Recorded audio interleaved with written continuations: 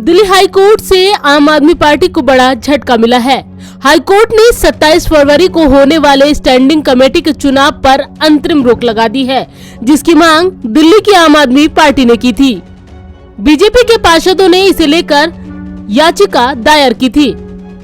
इस मामले में कोर्ट ने एलजी कार्यालय, एमसीडी और इसकी नव निर्वाचित मेयर को नोटिस जारी किया है। इस नोटिस में कोर्ट ने पिछले मतदान के बैलेट पेपर और सीसीटीवी को संभाल कर रखने का निर्देश दिया है। कोर्ट ने इस मामले की अगली सुनवाई सोमवार 27 फरवरी को तय की है और मेयर शैली ओब्राय से जवाब देने को भी कहा है। कोर्ट के इस फैसले के बाद बीजेपी काफी संतुष्ट नजर आ रही है, क्योंकि मेयर के चुनाव दोबारा करने के फैसले को गलत करार देते हुए बीजेपी नेताओं ने ही हाई कोर्ट का दरवाजा खटखटाया था। बीजेपी पार्षद शिखा राय ने कोर्ट के आदेश का सम्मान करते हुए इसे बीजेपी की जीत बताया है। देखिए, कल जो कुछ भी हुआ आप सबने देखा सदन में कि किस तरह से हम लगातार एक ही बात की डिमांड करते आ रहे थे कि जो आप ये सारे प्रोसेस को इनवैलिड करार दे करके नया काउंटिंग, नई इलेक्शन की बात कर रहे हो, ये सही नहीं है।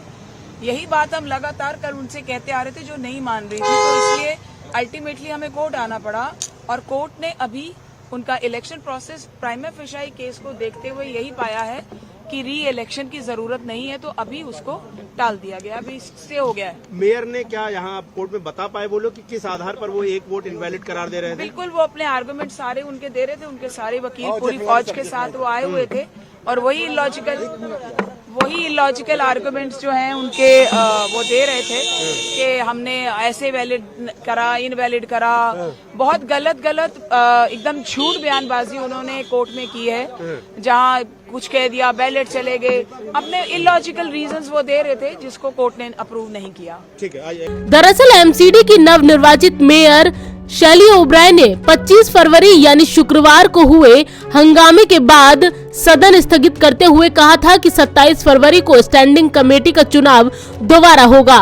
हालांकि कोर्ट ने ऑब्जर्व किया कि रेगुलेशन 51 के मुताबिक ऐसा कहीं नहीं लिखा है कि मेयर के पास चुनाव रद्द करने की कोई भी संवैधानिक शक्ति है। वहीं इस मामले पर एमसीडी की मेयर शैली ओब्राय ने अपना पक्ष रखा और इस फैसले को आपकी ही जीत बताया है और बीजेपी पर निशाना भी साधा है।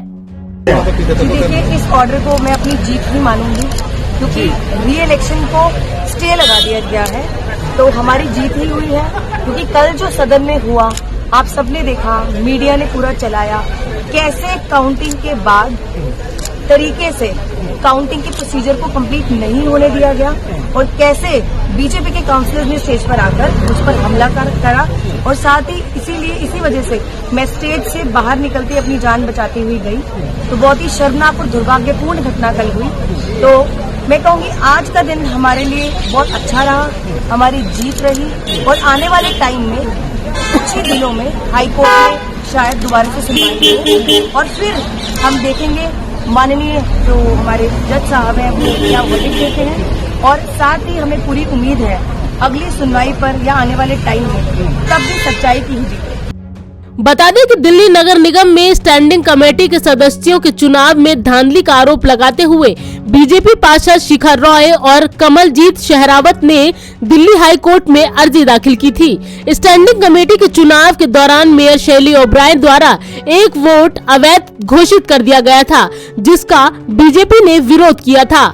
अब जबकि कोर्ट में आपको कहीं न कहीं झटका लगा है, ऐसे में देखना होगा कि एमसीडी की इस जंग में आपका अगला कदम क्या होता है।